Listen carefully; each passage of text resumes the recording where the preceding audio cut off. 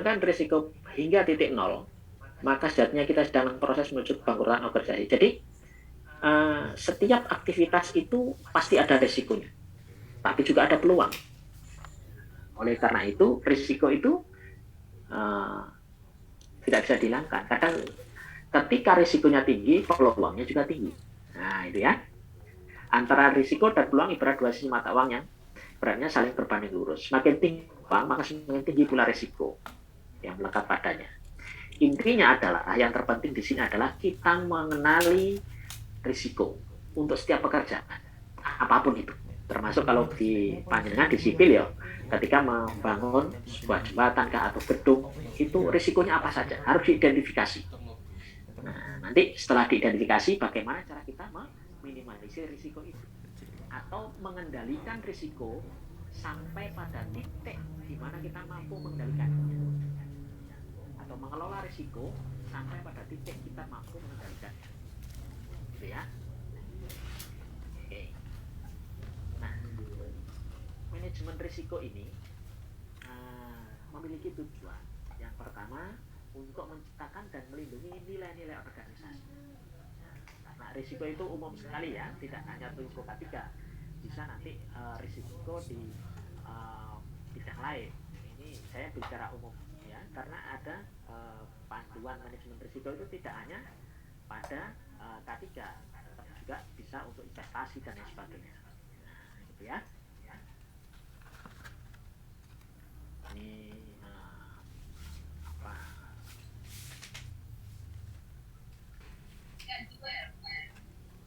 Kemudian penerapan manajemen risiko secara terpadu. Manajemen risiko adalah bagian terpadu dari proses dan tata kelola organisasi atau corporate governance, dan bukan merupakan kegiatan yang terpisah atau berdiri sendiri. Ini perlu ditekankan betul.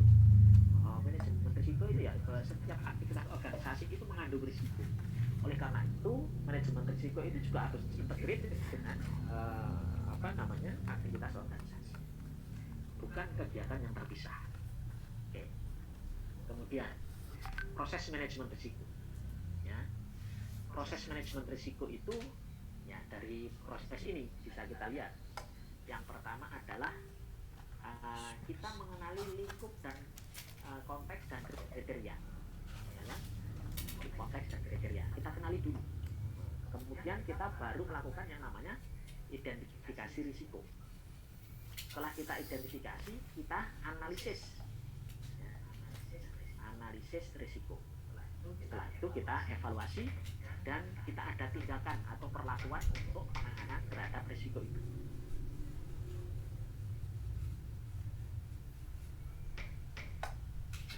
Oke, kita pada setiap tahapan ini kita perlu komunikasi. Ya, maka kegiatan manajemen risiko itu partisipatif. Ada komunikasi, ada konsultasi, tidak top down, gitu ya, tidak top down dari atas saja atau dari manajer saja, tapi juga bottom up dari para karyawan di paling depan. Misalkan untuk pembuatan sebuah pada aktivitas kantoran, potensi risikonya apa? Nah, yang paling tahu ya pekerja yang melakukan itu, ya, bukan hanya manajer. Ya, ini ya harus. Maka ketika melakukan identifikasi risiko harus partisipatif. Itu yang pertama. Kemudian di sini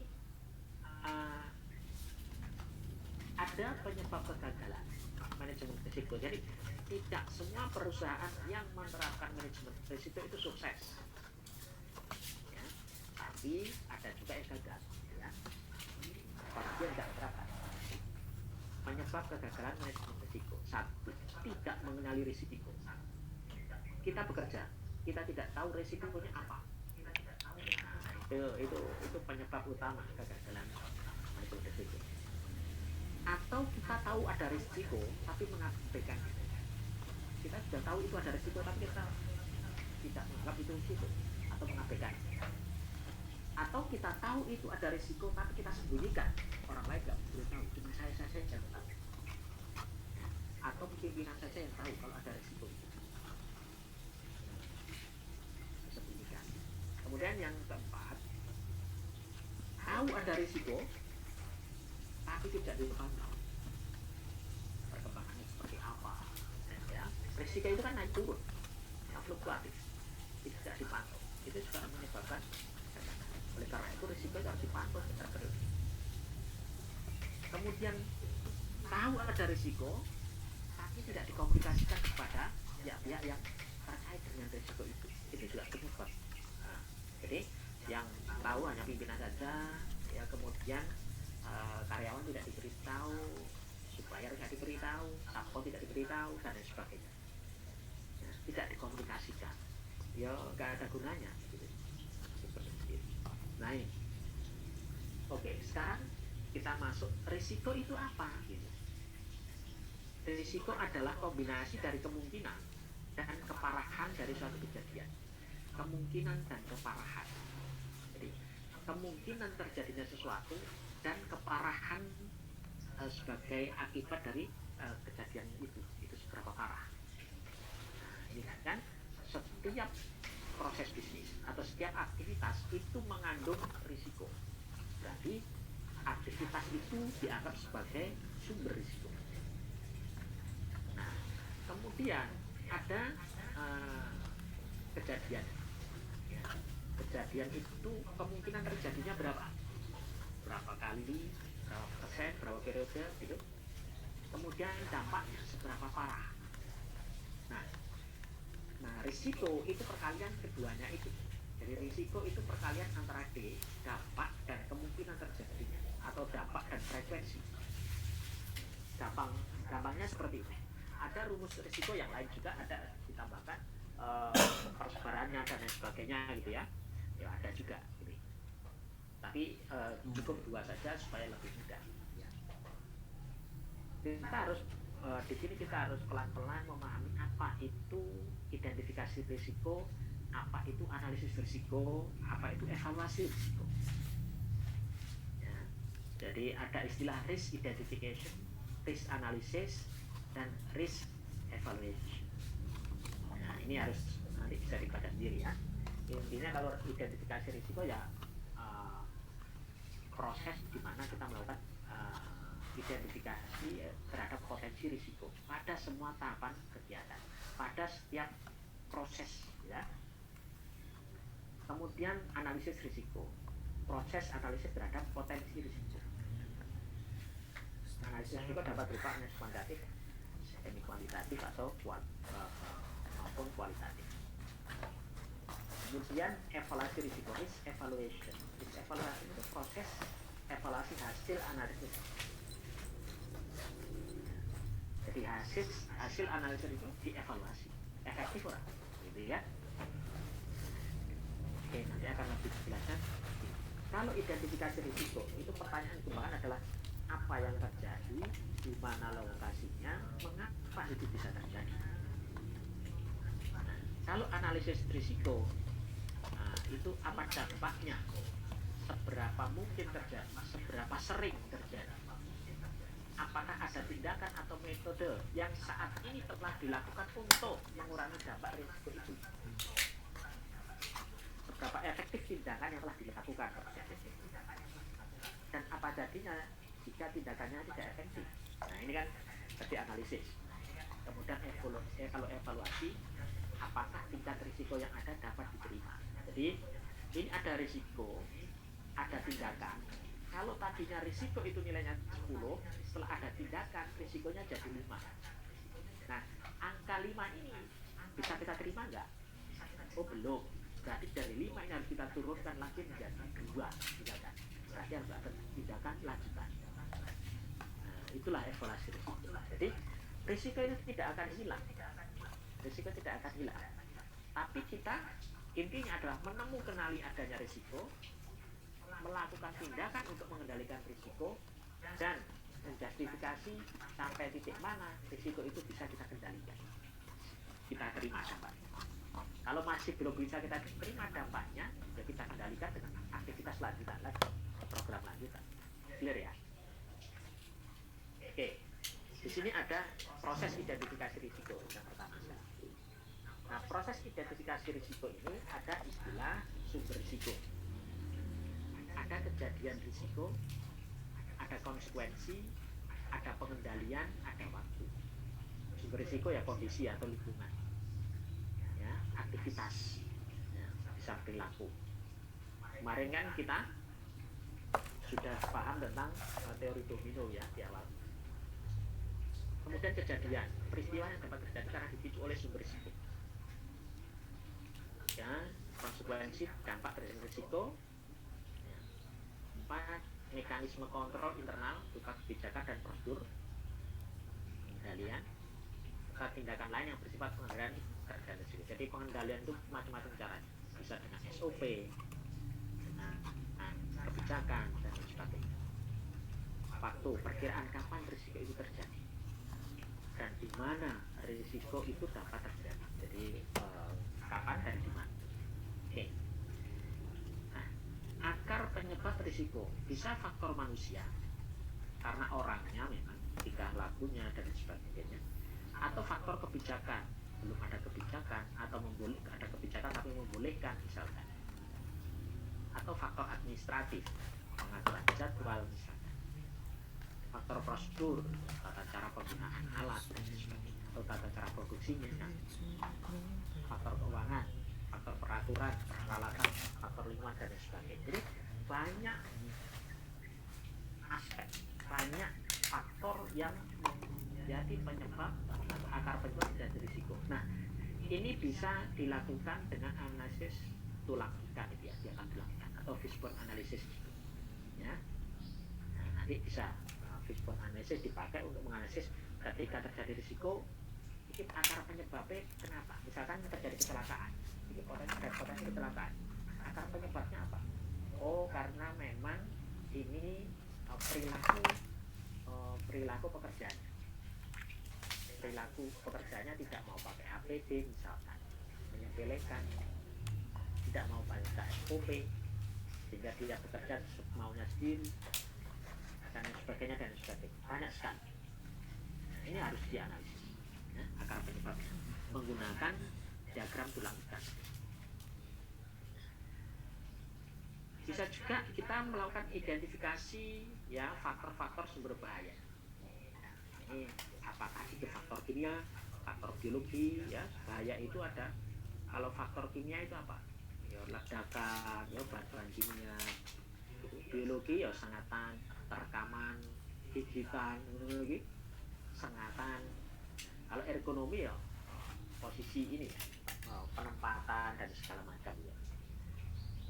Kemudian ada faktor psikososial, lingkungan, ya, mekanik, faktor fisik dan lain sebagainya. Sumber bahaya macam-macam.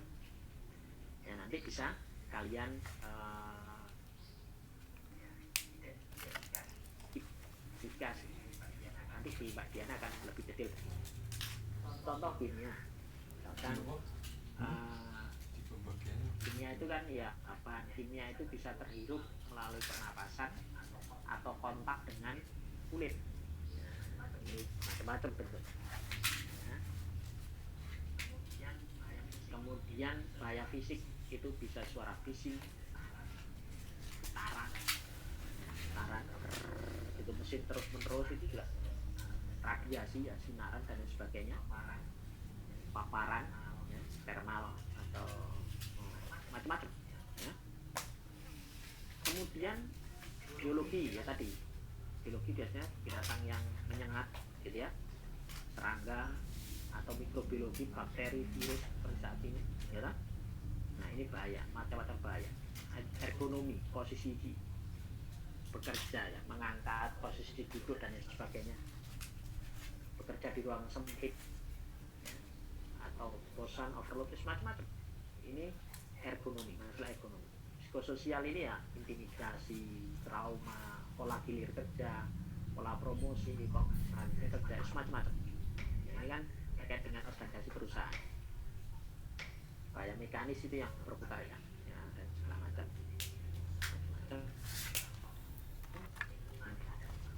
Lingkungan ya, ada lingkungan yang becek, angin, ribut dan sebagainya, kekeringan, cuaca, macam-macam. Ini menjadi bahan kita memperluas cakrawala kita dalam mengidentifikasi risiko. Kemudian bahaya tingkah laku. Bahaya tingkah laku ini ketidakpatuhan, kurang keahlian, tugas baru atau ada tidak rutin, overconfident. Kadang tuh orang kan dalam mengerjakan sesuatu tanpa lihat SOP. Kenapa? Harus apal kok. Paling ya segini baik. Harus apal. Nah itu. Nah, orang bilang sudah hafal itu kadang membahayakan. Bisa jadi apa yang pengalaman dia di masa lalu itu tidak pas untuk diterapkan di kondisi yang sekarang. SOP-nya sudah ganti, penggunaan warna dan kodenya sudah ganti. Nah ini kan berbahaya. Dan sebagainya. Nah, kemudian kriteria pengukuran risiko. Kriteria pengukuran risiko itu macam-macam. Yang ada kemungkinan, kemudian dampak, ada risk level, ada effectiveness of risk control, jadi efektivitas pengendalian ini juga dinilai. Coba kita lihat ini contoh kriteria kemungkinan. Nah, paling gampang kita biasanya bikin bobot skor gitu ya. Jadi satu itu kemungkinannya kecil, sangat kecil atau sangat rendah, hampir tidak mungkin terjadi. Kita kasih skor 2 kalau kemungkinan kecil terjadi atau rendah. Skor 3 kemungkinan terjadi dan tidak terjadi peluangnya sangat besar. Besar ya, kemungkinan besar terjadi hampir pasti terjadi. Ya subjektif memang memberikan angka ini, tapi paling tidak dengan gradasi 1 sampai 5 ini kondisi di lapangan itu bisa digambarkan di sini. Nah, ada juga yang dibuat lebih rinci seperti ini. Kira-kira kemungkinan itu ada frekuensi 0 sampai 1 kali dalam satu periode, ada juga hampir tidak mungkin terjadi, ada yang pakai persen, kemungkinan 0 sampai 20%, itu sangat kecil. Kemudian yang besar itu 6 sampai 7 kali dalam satu periode. Nah, periodenya berapa lama? Sampai tetapkan sendiri. Apakah satu proyek, 1 bulan, 1 tahun? Kemungkinan besar terjadi. Kemungkinannya 61 sampai 80%. Itu besar. Ini contoh. Jadi ini sengaja saya beri contoh-contoh yang berbeda cara pembobotannya supaya kalian nanti bisa mendapatkan referensi yang lebih utuh gitu. Yang paling pas untuk pekerjaan-pekerjaan sipil apa. Kemudian dampak. Kalau ini tadi kan kemungkinannya. Jadi risiko tadi perkalian antara kemungkinan dan dampak kan gitu kan. Nah, sekarang dampak. Dikasih skor 1 jika dampaknya tidak signifikan. Skor 2 minor, 3 moderat, 4 besar, 5 bencana. Ini ada beberapa alternatif ya. Bisa terkait dengan dampak, terkait dengan pendapatan, itu gradasinya seperti ini misalkan, tapi tidak harus seperti ini. Kalian bisa menyusun gradasi sesuai dengan kebutuhan kalian. Misalkan terkait dengan profit, terkait dengan biaya, terkait dengan waktu, kinerja, kerja pelayanan, kerja pendukung, terkait dengan karakterisasi, banyak sekali. Misalkan di sini ada terkait dengan K3, karena manajemen risiko ini tidak hanya K3 loh ya, tidak hanya bisa dipakai untuk K3, bisa dipakai untuk aktivitas apapun. K3 skor 1 tidak ada cedera, skor 2 cedera ringan, 3 dirawat rumah sakit, 4 cacat fisik, 5 kematian. Nah, biasanya K3 di sini nih kriteria dampak. Gradasi ini biasanya, tapi tidak harus seperti itu. Ya. Kemudian kriteria tingkat risiko, risk level sangat ekstrim, risiko itu tinggi, sedang. Ini contoh pembobotannya tadi ya. Ada kemungkinan dikasih skor 1 sampai 5, kemudian tingkat keparahan dan dampak tadi 1 sampai 5. Ini jenis macam-macamnya, gradasi atau kalau menghadapi aspek yang berbeda sampai kolom berbeda. Nah, ini adalah perkalian antara kemungkinan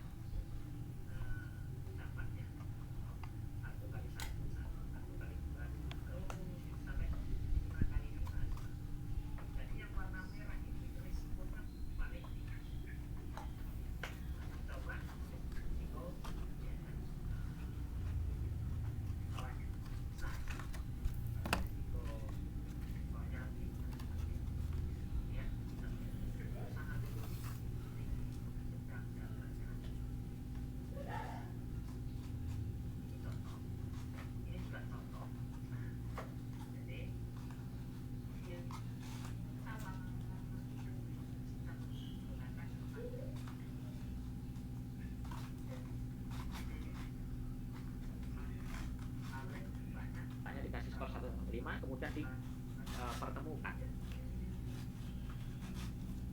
Itu tadi perkalian antara dampak dan kemungkinan. 1 kali 1 sampai 5 kali 5. Nanti biar dilihat di sini aja. Kalau risikonya 1 sampai 5, warnanya biru berarti rendah. Kalau rendah berarti prioritas terakhir, prioritas kelima untuk ditangani maksudnya. Kalau skala 9 sampai 12 itu berarti warnanya kuning, risikonya sedang tinggi. Nah, sedang tinggi itu jadi prioritas ke 3. Nah, ini warna merah 20 sampai 25, merah sangat tinggi, itu menjadi prioritas pertama untuk ditangani. Jadi kalau di aktivitas kalian di perusahaan kalian itu ada yang warna merah resikonya, maka itu menjadi prioritas untuk ditangani lebih dulu. Baru kemudian menangani yang warna coklat, warna kuning, warna hijau, warna biru. Gitu ya. Nah, lantas bagaimana cara mengendalikan risiko? 1, remove, menghilangkan, gitu ya, potensi bahayanya tadi. Kemudian mensubstitusi, ya, mengurangi ya bahaya. Kemudian engineering control itu menggunakan persyaratan fisik untuk mengontrol, ya, dan lain sebagainya. Administratif, ya, kontrol administratif, gitu ya. Kemudian PPE itu APD, PPE. Jadi kalau semuanya sudah dilakukan dan risiko tidak hilang, akhirnya apa? Yang menggunakan APD. Jadi APD itu senjata terakhir. Ya. Nah, ini penjelasan lebih detailnya. Eliminasi itu menghilangkan sumber bahaya, bisa dilakukan dengan cara contoh memindahkan peralatan. Misalkan peralatannya itu bising sekali, ya, maka alatnya itu dipindah sehingga tidak bising lagi, gitu. Atau bahan kimianya dibuang yang tidak diperlukan, ya, dieliminasi. Kemudian menghilangkan proses yang berbahaya. Kemudian substitusi, mengurangi potensi bahaya risiko, mengganti bahan baku. Dulunya pakai bahan X, kemudian jadi bahan Y yang lebih ramah lingkungan misalnya. Kemudian mengganti peralatan, ya, peralatannya dulu sudah tidak perform, ganti yang lebih bagus lagi. Atau mengganti proses produksi, alur prosesnya yang diganti. Kemudian rekayasa teknis itu memasang alat pelindung mesin, memasang alat sensor misalkan, supaya ketika mau mendekati limit dia punya titik, sehingga orang tidak kena circle tangannya misalnya. Menghindari potensi ada sensor, ada IT. Rekayasa administratif misalkan memisahkan lokasi, ya, penggantian shift untuk pekerja, pelatihan pada karyawan. Kemudian terakhir alat pelindung diri, ya. Ini tingkatan di eliminasi, substitusi, rekayasa teknis, rekayasa administrasi, pelindung diri. Ini contohnya, ya. Tadi sudah. Ya. Nah, sekarang ada istilah risiko. Nanti kalau kalian mengidentifikasi risiko, kemudian ditemukan adanya risiko, kalian melakukan tindakan penanganan terhadap risiko itu. Setelah ada penanganan, dievaluasi, ini efektif apa ora? Oh, ternyata belum efektif karena masih ada risiko sisa atau risiko residu. Awalnya risikonya 10, kemudian sisa menjadi 5 tadi. Berarti tindakan penanganan terhadap risiko itu hanya mampu mengendalikan atau menurunkan risiko dari 10 menjadi 5. Tapi masih ada sisa 5 risiko. Nah, ini harus ada tindakan lanjutan. Nah, itu namanya risiko. Tapi ada juga, ini ada risiko.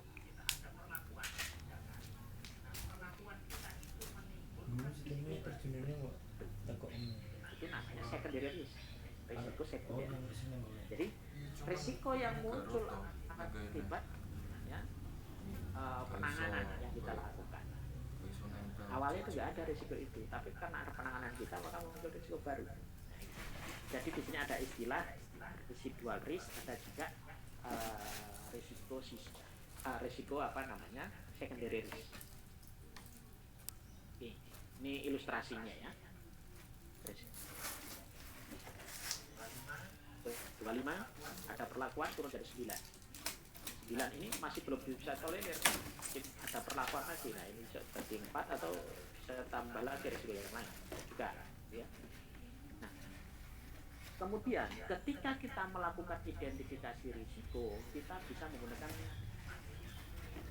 ini ya.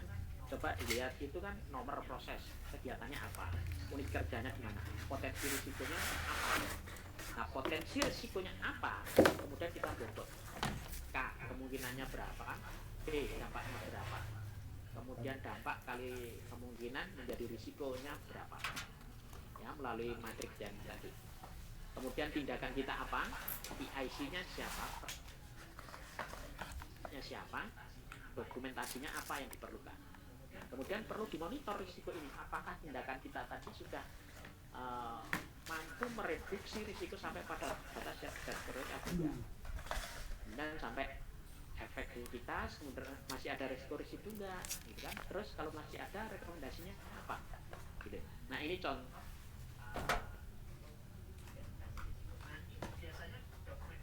Dan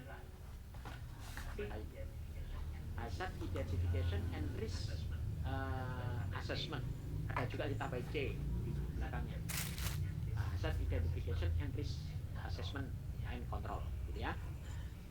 Ya, bisa juga seperti ini saja, potensi bahayanya apa, kalau terkait ya, frekuensinya berapa, dampaknya berapa, kemudian perkalian skor sama frekuensi dan dampak menjadi risiko, titik kategorinya apa, tinggi, rendah, sedang, gitu. Kemudian ternyata tindakannya apa, yang lebih sederhana ini. Oke. Ada pertanyaan sampai di sini terkait dengan identifikasi risiko. Nah, ada buku ada standar untuk melakukan manajemen risiko, itu namanya standar ISO 31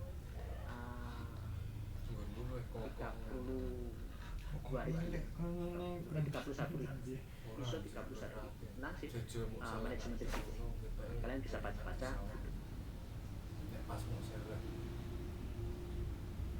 Oke, ada pertanyaan sampai sini terkait dengan manajemen risiko? Nanti di dalam praktis nanti akan dijelaskan lebih detail oleh Oke, ada yang raise hand, silakan Mbak Dian.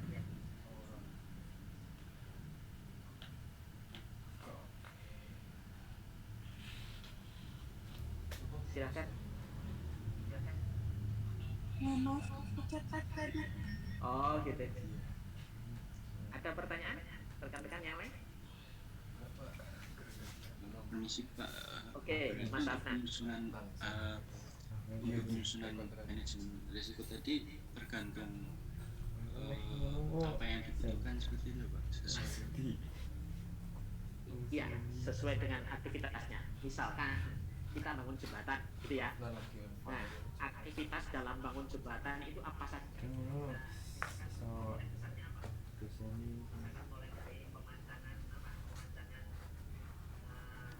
Intinya itu ya. Pertama, pada aktivitas itu potensi risikonya apa saja? Ya, sumber bahayanya apa itu diidentifikasi, kemudian dikorek dan kemudian tindakannya apa untuk mengurangi risiko itu. Terakhir APD. Risiko yang masih ada sementara penegak.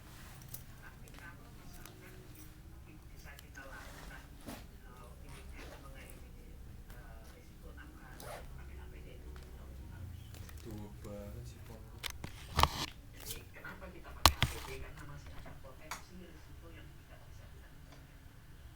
Nah kita sungai kita terjunan kita gengin itu. Jadi bangun rumah tingkat gitu ya, tingkat berapa, 5 atau berapa gitu, apartemen. Nah itu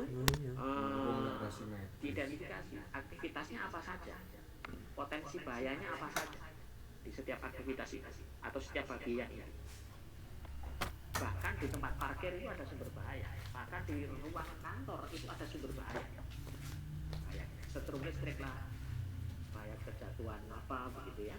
dan sebagainya. Itu diidentifikasi semua. Jadi semua aktivitas itu diidentifikasi. Gitu ya, Mas Afnan ya. Baik. Berarti kan yang terakhir itu APD itu berarti akan berpengaruh juga ke pembiayaan untuk pembelian alat-alat pelindungnya itu ya Pak? Betul sekali. Iya. Jadi APD itu kan ada yang pelindung mata, pelindung hidung, ya muka lah, pelindung muka gitu ya. Kemudian ada yang pelindung telinga, ada pelindung tangan, ada pelindung mulut, pelindung kepala, ya, kaki dan sebagainya. Jadi kalau ada potensi bahaya bising, berarti kita butuh pelindung telinga sampai pada batas yang bisa ditolerir 80 desibel. Kalau ada cahaya yang menyilaukan, itu kan harus ada pelindung mata. Kalau ada potensi debu atau bahan kimia, pelindung hidung. Nah, pelindung hidung ini pun harus macam-macam ini, ya. Seperti masker saja. Masker kan macam-macam. Masker yang bisa melindungi dari virus, masker yang bisa melindungi dari bahan kimia yang radioaktif misalnya, dan itu kan jenisnya lain-lain. Sepatu saja itu juga macam-macam. Sepatu untuk licin karena minyak itu berbeda dengan sepatu karena untuk banjir misalkan, potensi banjir misalkan gitu ya. Sepatu juga untuk potensi kejatuhan benda-benda tajam dari atas itu kan lain. Jadi APD itu disesuaikan dengan potensi bahaya yang ditemui dari hasil identifikasi ini. Jadi nggak serta-merta beli APD gitu ya, enggak, ya. Harus disesuaikan potensi bahayanya apa, dan APD itu intinya adalah yang bisa melindungi. Gitu ya, Mas Afnan ya, dan rekan-rekan. Jadi identifikasi risiko ini nanti jadi langkah pertama sebelum membuat program K3 itu dari identifikasi risiko ini. Makanya saya bekali dengan matrik tadi sebagai untuk memudahkan kalian ya. Dipakai aja tuh 2 matrik itu, mana yang paling cocok gitu. Kalau yang paling lengkap ya matrik pertama, kalau yang lebih sederhana ya matrik kedua tadi, yang terakhir tadi. Ini nanti Mbak Diana nanti akan memperdalam ya, perdalam. Oke, ada lagi?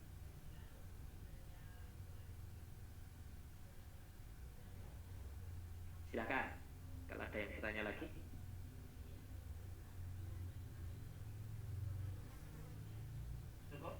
Cukup?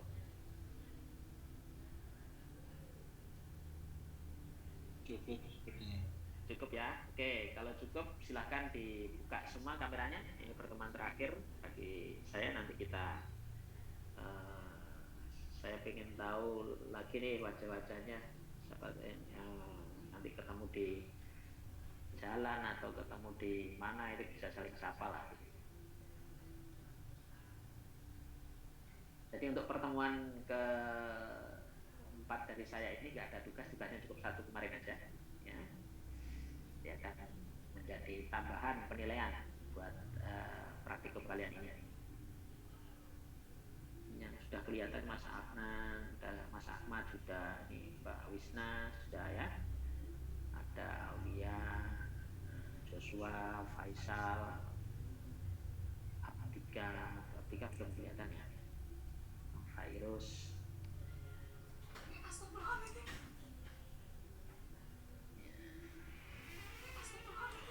Amalia, Nicholas, Alif, Bagus Daro, ya Salma. Lagi silakan dibuka dulu, kita foto bersama lah.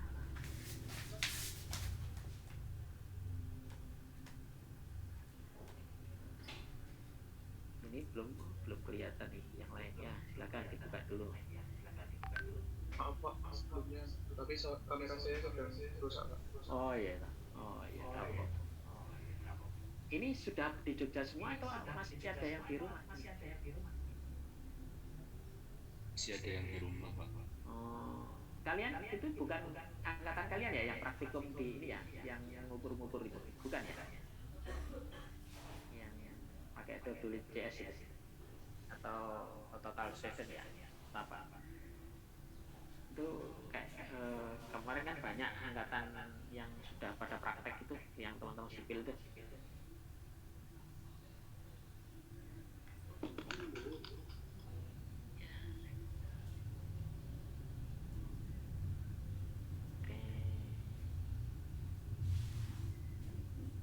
Oke, saya kira cukup untuk pertemuan kita ya. Saya mohon maaf apabila dalam penyampaian selama pertemuan ini ada kekurangan, dan semoga apa yang saya sampaikan nanti ada manfaatnya, dan silakan diperdalam banyak referensi tentang K3 ini, ilmu-ilmunya baik yang terkait dengan praktis dan juga penerapan di sipil juga banyak buku yang untuk penerapan K3 di sipil itu banyak sekali bukunya. Dan kalian kalau bisa nanti bisa ikut pelatihan menjadi ahli K3 itu ya, karena itu sangat diperlukan sekali. Entah kalian bekerja di sipil atau di tambang itu sangat penting sekali ya, itu menjadi nilai plus buat kalian setelah lulus ya, karena kadang kalau persaingan di dunia kerja itu ijazah saja nggak cukup ya, ijazah saja nggak cukup, harus ditopang dengan kompetensi yang lain tambahan, termasuk K3 ini potensial sekali karena ini di semua bidang dibutuhkan ya. Itu ya pesan saya, dan jangan lelah untuk belajar. K3 itu berkembang terus dan diterapkan di semua bidang pekerjaan. Itu kalian pasti akan menemuinya nanti ketika bekerja. Oke, saya kira itu. Terima kasih atas perhatiannya. Assalamualaikum warahmatullahi wabarakatuh. Waalaikumsalam. Terima kasih Pak. Makasih Pak. Permisi Pak, izin bertanya. Tadi Ya. ada teman yang tanya ke saya, untuk yang terlambat itu tugasnya bagaimana ya Pak dikirimnya? Nanti dia suruh WA saya, nanti mekanismenya tak ini